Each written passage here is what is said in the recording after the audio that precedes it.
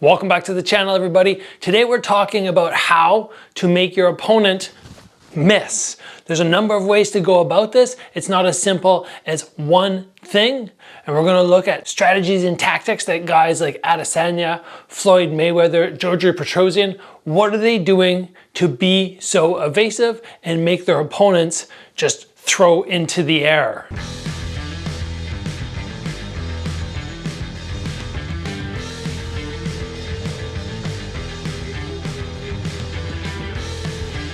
First off, one of the best things that you can do to get better at being somebody who makes your opponent miss is to watch fighters who are naturally good at already doing this.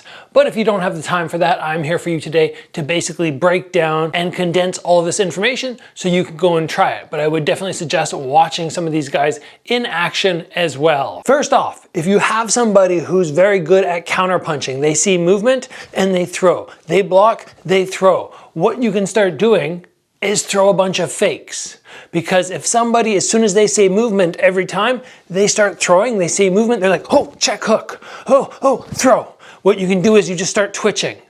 And they're expecting you to close more distance than you actually do. You only move that far, but they're expecting you to do that, to move within punch range. So if you can make them believe that this little fake or feint is gonna be something where you actually commit, they're gonna start throwing those shots and they're gonna have nothing but air which they touch. This is a very simple way to make your opponent miss. The next thing that you can do is make sure on your actual attacks, you get your head off the center line. When you throw, you don't keep your head right here. They're gonna aim for right here when you throw.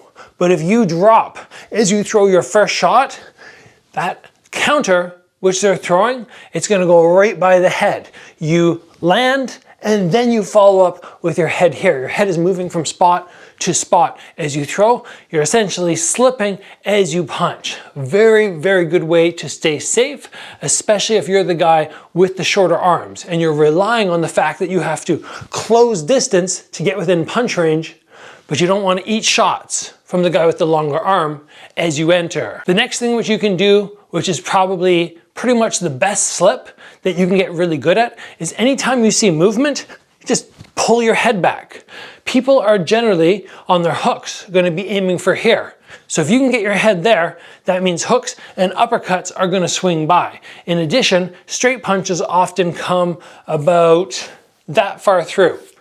Say 2 to 4 inches through when you aim to land a straight shot. So if you can pull back 3 to 4 inches and either ride the punch or have it miss entirely, that is fantastic. This one here is a combination of bending your back leg, putting a little more weight on that back foot, and at the same time, pulling your head backwards through your torso. The two of those together are very, very easy to do. And the reason I like this one is I can do it with my hands up.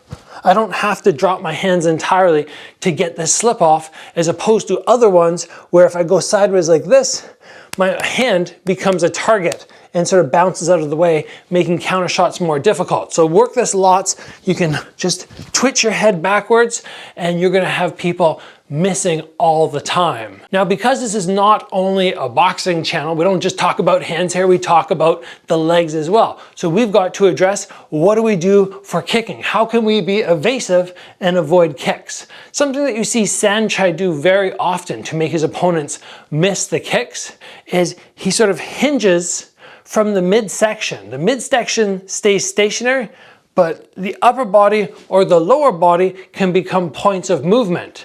Then from there, he can catch the body round kick. So if people throw here, sure, they're gonna land, but he's gonna dump them.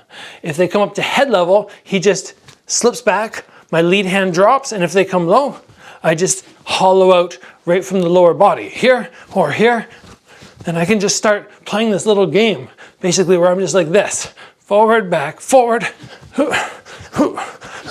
and all of a sudden people are going to have a lot of trouble landing those low kicks. They're going to swing through, they come up to head level, it's going to swing through.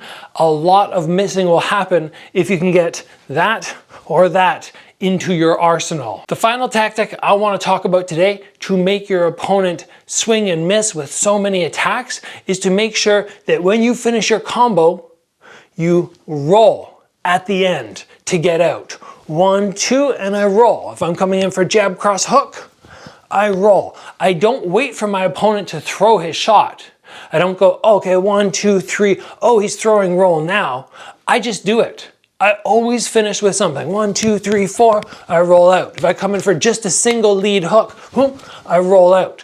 All of a sudden, any counter shots that come at head level are going to end up missing constantly. High level boxers will do this all the time. You'll see them throw and then just catch an angle and slip at the same time. And very often, their opponent doesn't even throw anything, but they're still slipping. And this is them preemptively preparing for the counter. If it doesn't come, it doesn't come. But this is something that you're gonna work over and over and over. And then eventually you're gonna be going, oh, look at that. I just happened to slip a shot. Oh, I just happened to slip the shot. Just because you add in that movement preemptively. So that's everything I want to talk with you guys today about making your opponent miss more often, having them hit only air. You can develop these tactics by starting to add them into your shadow boxing. Throw some shots, roll at the end. Fake and imagine shots missing. Get that head and that lower body moving out of the way of round kicks and everything else we talked about. Add it in to your shadow boxing, your bag work, when you're doing your pad work. Even somebody asks for jab cross, you can still practice your rollout, and then all of a sudden this will start coming out in your sparring, and then eventually you'll start executing in fights. That's all I want to talk with you guys about today on this subject. If you enjoyed the episode, please give it a like. If you haven't already, join the channel, get subscribed, train hard. I'll see you back here soon for another video.